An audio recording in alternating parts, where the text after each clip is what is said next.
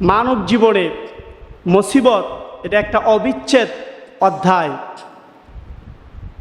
এই মানব জীবনে সুখের সাথে দুঃখ এটা ওতপ্রোতভাবে একসাথে জড়িত, একটা আরেকটা থেকে কোনোদিন আলাদা করা সম্ভব না। এমনভাবে আল্লাহ তাআলা মানব জীবনকে আল্লাহ তাআলা সাজিয়েছেন সুখ এবং দুঃখ একসাথে, একটার পর একটা আসতেই থাকবে। এজন্য আল্লাহ তাআলা বলেছেন সূরাতুল হাদিদ ২৭ নম্বর পারার ১৯ নম্বর পৃষ্ঠায় আল্লাহ তাআলা ওই কথাটা বলেছেন। আল্লাহ তাআলা বলেন, মা আসাবা মিন মুসিবাতিন ফিল আরদি ওয়ালা ফি আনফুসিকুম ইল্লা ফি কিতাবিম মিন ক্বাবলি আন নাবরাআহা ইন্না যালিকা আলাল্লাহি ইয়াসীর। যত মুসিবত মানুষের মধ্যে এবং দুনিয়ার মধ্যে, মানুষের সম্পদ, ঘর বাড়ি, তারপরে দোকানপাট, বাগান, ক্ষেত খামারে যত মুসিবত আসে, এবং ওয়ালা ফি আনফুসিকুম মানুষের নফসের মধ্যে, দেহের ভিতরে যত মুসিবত আছে, সমস্ত মুসিবত আল্লাহ তাআলা বলেছেন মিন ক্বাবলি আন নাবরাআহা ইন্না যালিকা আলাল্লাহি ইয়াসীর। পৃথিবীকে সৃষ্টি করার পূর্বে আমি আল্লাহ তাআলা এটা লিখে দিয়েছি যে মানব জীবনের একটা অবিচ্ছেদ অধ্যায় হচ্ছে মুসিবত। এই মুসিবত, এই কষ্ট আল্লাহ পাক মানব জীবনে একের পর এক আল্লাহ তাআলা দিতেই থাকবেন। তো এই মুসিবতে আমাদের করণীয় কি? যেমন আমরা দেখেছি বানভাসী আমাদের ফেনী ভাইদেরকে দেখেছি, নোয়াখালী ভাইদেরকে দেখেছি, কুমিল্লার ভাইদেরকে দেখেছি, বিশেষভাবে তাদেরকে আমরা দেখেছি তাদের অর্জিত ২০ বৎসরের প্রায় ৪০ বৎসরের সমস্ত অর্জিত সম্পদ মুহূর্তের মধ্যে রাতারাতি ধ্বংস হয়ে সব শেষ হয়ে গেছে। এগুলা মুসলমানের উপরে একটা মুসিবত। এই মুসিবতের মধ্যে আমাদের করণীয় কি? আমাদের প্রথমে মনে রাখতে হবে মুসলমানদের উপরে যে মুসিবত আসে, এই মুসিবত মুসলমানদের মর্যাদা বৃদ্ধি করার জন্য আসে। আর কাফেরদের উপরে, দুষ্কৃতীদের উপরে এবং জালেমদের উপরে যে মুসিবত আসে, এই মুসিবত তাদেরকে নাস্তানাবুদ আর লাঞ্ছিত করার জন্য আসে। সেজন্য যেহেতু মুসিবত আমাদের জীবনকে আরও উন্নতকরণের জন্য আসে, সেজন্য আমরা মুসলিম হিসাবে আমাদের কতগুলো কাজ, করণীয় কতগুলো কাজ আছে। কাজগুলো কি? ১ নম্বরে আল্লাহ তাআলা সূরাতুল বাকারা ২ নম্বর পারার ২ নম্বর পৃষ্ঠাতে আল্লাহ তাআলা বলেছেন, ইয়া আইয়ুহাল্লাযীনা আমানুস্তাঈনু বিস-সাবরি ওয়াস-সালাহ ইন্নাল্লাহা মা'আস-সাবিরিন। আল্লাহ তাআলা বলেছেন, হে মুমিনগণ, যাদের ভিতরে ঈমান আছে, ঈমান ধ্বংস হয় এমন কোনো কারণ তাদের মধ্যে নাই। ঈমান থাকলে তো আর মুমিনই হতে পারবে না। তাহলে আমাদের প্রথম শর্ত হলো আমাদের ভিতরে ঈমানকে সবসময় রাখতে হবে। ঈমান ধ্বংস হয় এই ধরনের কাজ আমাদের করা যাবে না। তারপর আল্লাহ তাআলা বলেছেন, আমানুস্তাঈনু বিস-সাবরি ওয়াস-সালাহ, তোমরা মুসিবতে ধৈর্য ধারণ করো, আল্লাহ তাআলার কাছে সাহায্য তলব করো। কিভাবে?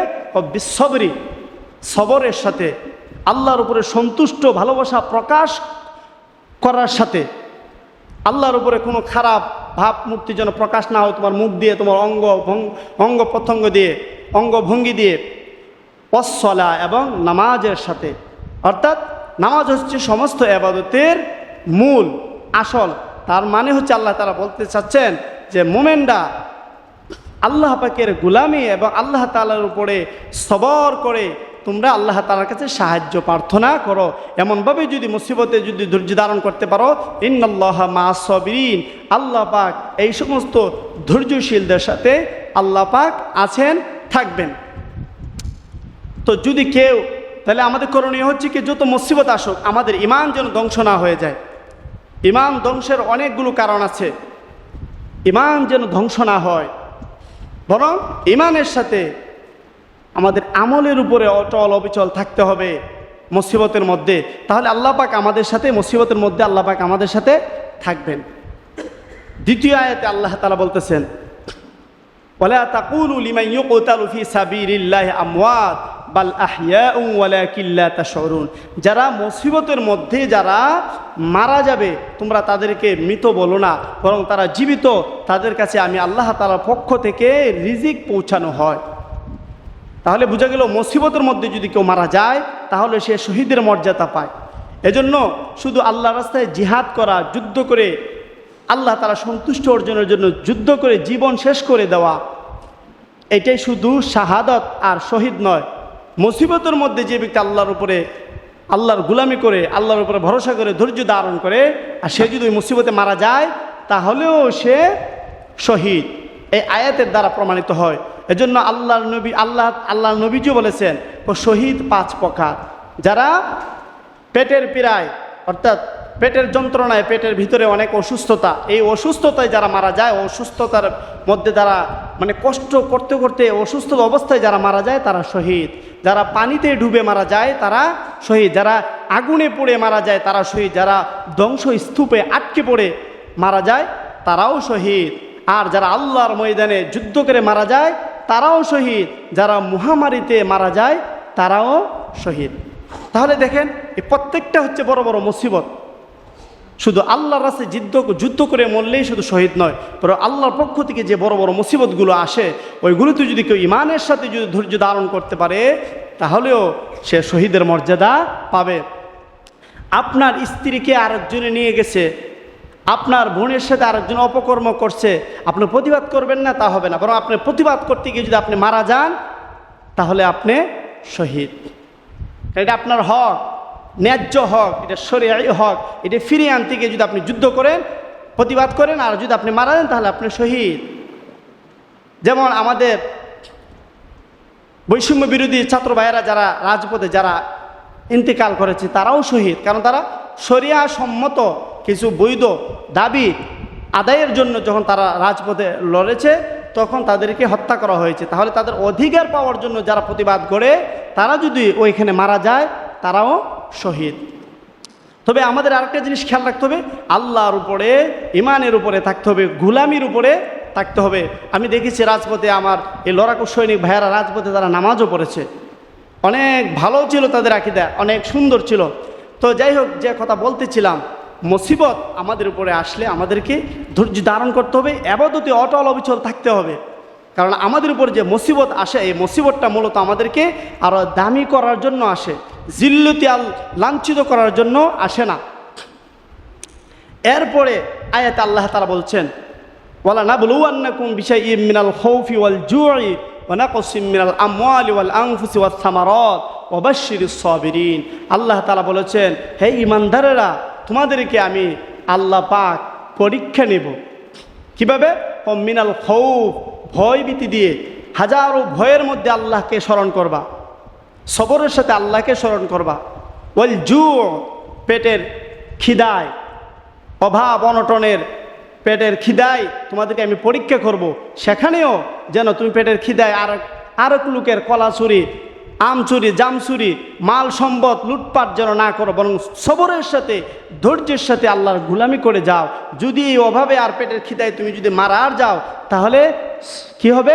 আল্লাহ শেষে বলতে অবশ্যই সাবিরিন, সাবিরিনদের জন্য, এমন সাবিরিনদের জন্য যারা ক্ষুধার যন্ত্রণায় পড়েও নাফরমানি করে নাই, তারা যদি মারা যায় তাহলে শহীদি মর্যাদার সওয়াব আল্লাহ তাআলা তাদেরকে দান করবেন। তারপর আল্লাহ তাআলা বলছেন ওয়াল জুই ওয়া নাকসিম মিনাল আমওয়াল, সম্পদের ক্ষতি করে, সম্পদ ধ্বংস করে আল্লাহ পাক তোমাদেরকে পরীক্ষা করবেন।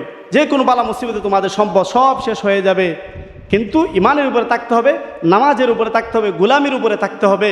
যেমন আমাদের বানবাসী যারা আছে, সিলেট, তারপরে আপনার বিশেষ করে ফেনী, কুমিল্লা, নোয়াখালী, এই ভাইদের যে সম্পত্তি চলে গেছে, কোটি কোটি টাকার মালিক তারা ছিল, আজকে জিরো হয়ে গেছে।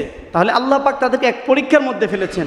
তারা যদি নামাজ আর আল্লাহ পাকের গুলামির সাথে যদি এই মুসিবতে যদি আল্লাহ শুকরিয়া আদায় করতে পারে তাহলে আল্লাহ তাআলা বলেছেন ওয়া বাশশিরিস সাবিরিন, এমন ধৈর্যশীলদের জন্য সুসংবাদ রয়েছে তার রবের পক্ষ থেকে।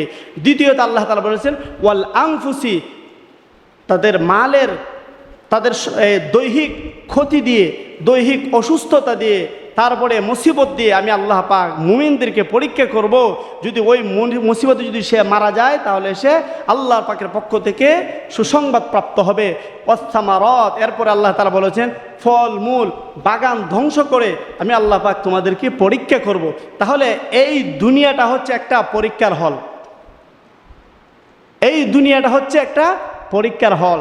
কিন্তু এই পরীক্ষার হলে প্রশ্নপত্র হচ্ছে ভিন্ন ভিন্ন, পরীক্ষা ভিন্ন ভিন্ন, এক একজনের সাথে আল্লাহ পাক এক এক ধরনের পরীক্ষা আল্লাহ তাআলা করেন। সবার সাথে এক পরীক্ষা করেন না। একজনের চোখ না থাকলে আরেকজনের কান নাই, একজনের হাত না থাকলে আরেকজনের পা নাই, একজনের চোখ না থাকলে আরেকজনের ঠোঁট নাই, একজনের ঠোঁট থাকলে আরেকজনের দাঁত নাই, একজনের যৌবন শক্তি থাকলে আরেকজনের যৌবন শক্তি নাই, একজনের সন্তান থাকলে আরেকজনের সন্তান নাই, একজনের সম্পদ থাকলে আরেকজন ফকির, একজনের আনন্দ মহা আনন্দ থাকলে আরেকজনের পেরেশানিতে ঘুম হয় না। তো বিভিন্নভাবে আল্লাহ তাআলা মুমিনকে পরীক্ষা করেন। আর কোনো মুমিন এমন নয় যে সে সর্বদিক দিয়ে চিরসুখী, এই ধরনের কাউকে আল্লাহ পাক রাখেন নাই। কারণ প্রথম আয়াতে আমি বলেছিলাম আল্লাহ তাআলা বলেছেন দুঃখ আর মুসিবত এটা মানব জীবনের একটা অবিচ্ছেদ একটা অংশ, এটা সবার সাথে কিছু না কিছু কোনো দিক দিয়ে না কোনো দিক দিয়ে এটা লেগেই আছে, এটা থাকবে। ওই মুসিবতেও আল্লাহ পাকের কী করতে হবে? শুকরিয়া আদায় করতে হবে। শেষের আয়াতে আল্লাহ তাআলা ওই দিকে ইঙ্গিত করতেছেন। আল্লাহ তাআলা বলেছেন আল্লাযীনা ইযা আসাবাতহুম মুসিবাতুন ক্বালু ইন্না লিল্লাহি ওয়া ইন্না ইলাইহি রাজিউন। যারা মুসিবতের মধ্যে পড়েও যারা এই কথা বলে যে এই মুসিবত আমার আল্লাহর পক্ষ থেকে আর আমাদেরকেও আল্লাহর কাছে ফিরে যেতে হবে, এইভাবে যারা আল্লাহর প্রশংসা করে এবং আল্লাহর উপরে মনোনিবেশ করে আর আল্লাহর গোলামিতে অটল অবিচল থাকে, অভাব আর দুঃখ কষ্ট তাকে কি করে না, পথভ্রষ্টের দিকে নেয় না, তাকে সন্ত্রাসের দিকে নেয় না, আল্লাহর নাফরমানির দিকে নেয় না, যে আল্লাহ তাআলার গোলামি করে। এরপরে আয়াত আল্লাহ তাআলা বলেছেন উলাইকা আলাইহিম সালাওয়াতুম মির রাব্বিহিম ওয়া উলাইকা হুমুল মুহতাদুন। এমন ধৈর্যশীলদের সাথে যারা হাজার মুসিবতের মধ্যেও আল্লাহর শুকরিয়া আদায় করে আর মনে করে এটা আল্লাহর পক্ষ থেকে এসেছে, এই ভাবনা নিয়ে যারা জমিনে চলে, উলাইকা আলাইহিম সালাওয়াতুম মির রাব্বিহিম, তাদের রবের পক্ষ থেকে তাদের উপরে দুরূদ, ও উলাইকা হুমুল মুহতাদুন, তারাই হেদায়েত প্রাপ্ত, তারাই মূলত জান্নাতি। বলেন আমিন। তাহলে আমাদের জীবনে মুসিবত আছে, অনেক সময় মুসিবতে আমাদের চেহারার দিকে আমরা তাকাইতে পারি না, ঘৃণা করি আরও নামাজকে, ঘৃণা করি মুসল্লিকে, ঘৃণা করি আজানের শব্দকে, আর বলে আমার জীবনে শুধু মুসিবত মুসিবত মুসিবত, নামাজই পড়বো না, রোজাই রাখবো না, নামাজ পড়ে কিলা, এই ধরনের কিছু অভিব্যক্ত মানুষ মুখ দিয়ে বাহির হয়ে যায়। এগুলো আল্লাহ তাআলার নাফরমানি, এগুলো আল্লাহ তাআলার অসন্তুষ্টি অর্জনের আরও মূল কারণ হয়ে দাঁড়ায়। এবার আমরা একটু জানবো যে মুসিবতগুলো আল্লাহ পাক আমাদেরকে কেন দেন, মুসিবতগুলো দেওয়ার কারণ আল্লাহ তাআলা বর্ণনা করেছেন। আল্লাহ তাআলা দেন কেন? আল্লাহ তাআলা বলেছেন 25 নম্বর পারার 5 নম্বর পৃষ্ঠার শেষের আয়াত আল্লাহ তাআলা বলেছেন মা আসাবা মিন মুসিবাতিন ফাবিমা কাসাবাত আইদিকুম ওয়া ইয়াফু আন কাসীর। আল্লাহ তাআলা বলেছেন মানুষের জীবনে যে একটা অবিচ্ছেদ অংশ আছে মুসিবত, এই মুসিবতটা আমি কেন দেই? এটা সে নিজে কামাই করে। অর্থাৎ মানুষ যখন সুস্থ থাকে তখন মানুষ বিভিন্ন গুনার দিকে তার মনোযোগ চলে যায়, তার হাত পা চলে যায়, তার অন্তর কুদৃষ্টিগুলো চলে যায়, যাওয়াতে সে আস্তে আস্তে তার উপরে আল্লাহর পক্ষ থেকে অসন্তুষ্টি চলে আসে, সে আস্তে আস্তে তার কলুষিত হয়ে যায়, তার জীবন অপরিষ্কার হয়ে যায়। তখন আল্লাহ তাআলার পক্ষ থেকে মুসিবত আসে এবং এটার দায় সে নিজে, আল্লাহ তাআলা বলেছেন সে এটার দায় সে নিজেই। আর আল্লাহ পাক এমন দায় দিয়ে তাকে পাঠিয়েছেন। তখন যখন মুসিবতের মধ্যে যখন বান্দা পড়ে তখন আল্লাহ তাআলা মুসিবতের মধ্যে যদি সে আল্লাহ তাআলাকে ডাকে তখন আল্লাহ তাআলা ওই কলুষিত আর ওই অপরিষ্কার দেহটাকে আল্লাহ তাআলা মুসিবতের মধ্যে ফেলে আল্লাহ তাআলা পরিষ্কার করে দেন। বলেন সুবহানাল্লাহ। যেমন কোরআনের মধ্যে আল্লাহ তাআলা বলেছেন, নবীজিকে বলছেন ফাকুল তুস্তাগফিরু রাব্বাকুম ইন্নাহু কানা গফফারা ইউরসিলিস সামাআ আলাইকুম মিদরারা ওয়া ইমদিদুকুম বিআমওয়ালি ওয়া বানিনা ওয়া ইয়াজআল লাকুম জান্নাতি ওয়া ইয়াজআল লাকুম আনহারা। নবীজি আপনি বলে দিন যারা বিপদের মধ্যে পড়েছে, তার পাপের কারণে তার সন্তান হয় না, তার ছেলে হয় না, মেয়ে হয় না এবং তার সম্পত্তি সব নষ্ট হয়ে গেছে বা তার অনেক সম্পত্তির প্রয়োজন, এভাবে তার বাগানের প্রয়োজন, তার পানির প্রয়োজন, তারা যেন ইস্তেগফার পাঠ করে। মানে সে অনেক পাপ কামাইছে বিদায় তার এই শান্তিগুলো তার আটকে আছে। এবার সে যদি ইস্তেগফার পাঠ করে, আল্লাহ পাকের কাছে যদি তওবা করে, তাহলে এগুলো মোচন করে আমি আল্লাহ পাক তার জন্য সুখের ব্যবস্থা করে দেব। বলেন সুবহানাল্লাহ। আল্লাহ তাআলা নিজে বলেছে ইন্নাহু কানা গফফারা, তিনি ক্ষমাশীল, তার এই বিপদ থেকে তাকে আল্লাহ তাআলা উদ্ধার করবেন।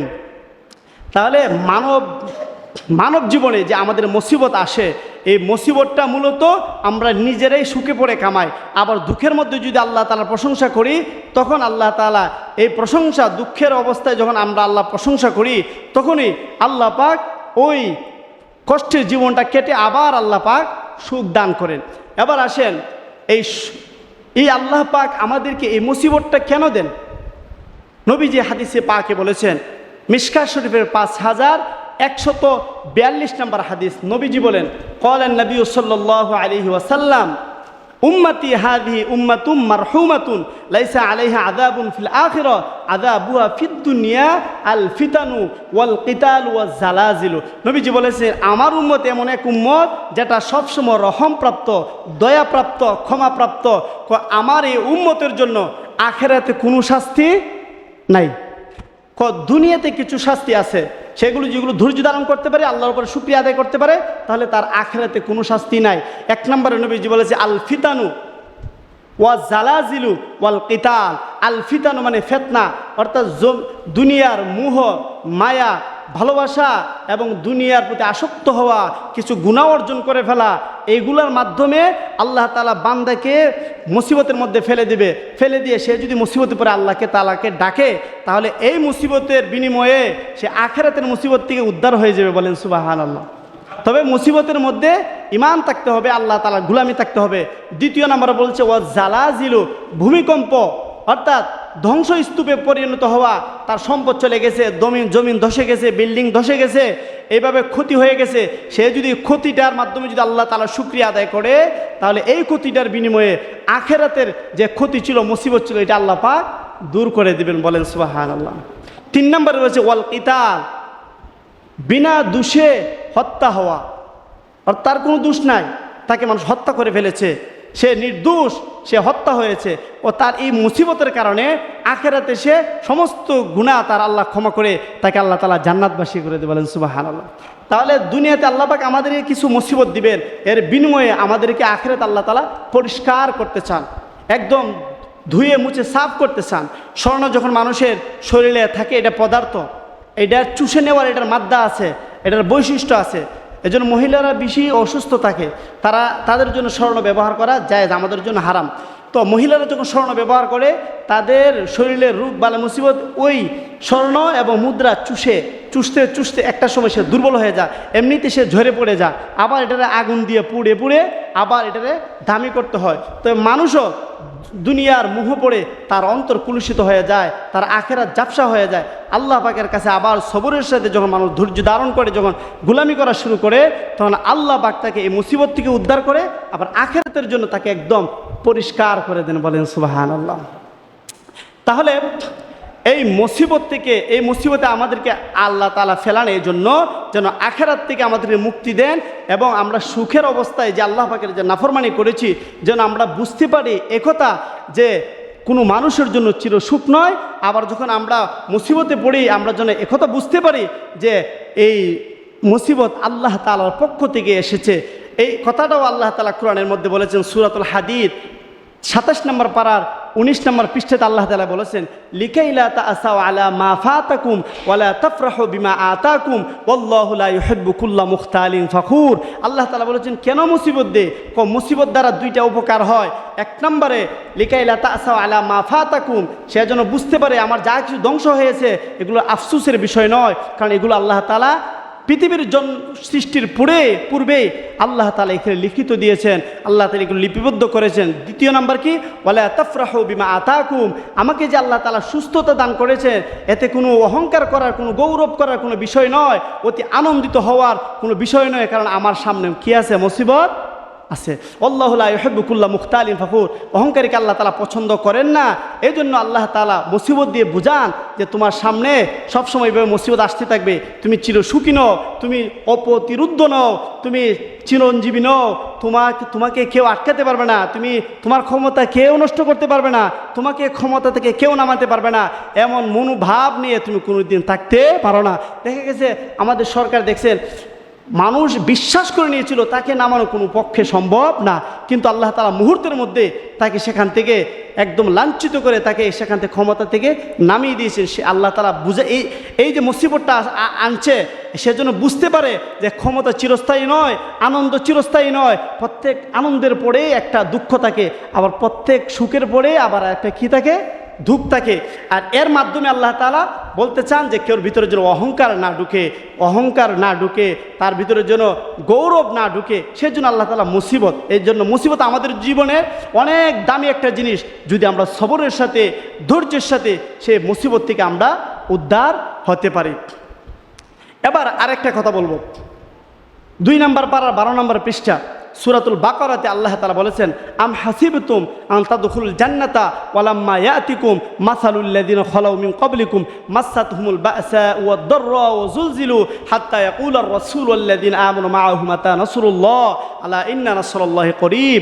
আল্লাহ তাআলা বলেছেন, তোমরা ভেবেছো যে তোমরা শুধু নেক আমল করে তোমরা জান্নাতে প্রবেশ করবে? না, কখনো হবে না। তোমাদের বাপদাদারা পূর্বপুরুষরা যেমনভাবে মুসিবতে এবং কঠিন মুসিবতের মধ্যে পড়েও আল্লাহ তাআলার গোলামি করেছে, এমন হয়ে গেছিল যে তারা বলছিল মাতা নাসরুল্লাহ আলা ইন্না নাসরাল্লাহি করিব। তারা ভাবছিল যে তারা ধ্বংস হয়ে যাবে মুসিবতে পড়ে, তারা ভাবছিল যে ক্ষুধার যন্ত্রণে ধ্বংস হয়ে যাবে, তারা ভেবেছিল প্রতিপক্ষের কাছে তারা ধ্বংস হয়ে যাবে, নির্মূল হয়ে যাবে। এমন অবস্থায় তারা আল্লাহ তাআলার গোলামি করেছে আর বলেছে আল্লাহ সাহায্য কখন আসবে। সুতরাং তোমরাও এমন মুসিবতে পড়া ছাড়া অতি সহজে জান্নাতে যাওয়া যাবে না। তাহলে আমাদের পূর্বপুরুষরাও কষ্ট করেছে, এইটা মানুষের জীবনের একটা অবিচ্ছেদ্য অধ্যায়, এটা আমাদের জীবনে পালাক্রমে আসবে। ছোটোখাটো সবসময় মুসিবত আমাদের লেগেই থাকবে, সবসময় এই মুসিবতকে মনে রাখতে হবে আল্লাহর দেওয়া মুসিবত। আর বান্দাকে আল্লাহ, মুমিনকে আল্লাহ তাআলা মুসিবত দেয় তাকে সম্মানিত করার জন্য।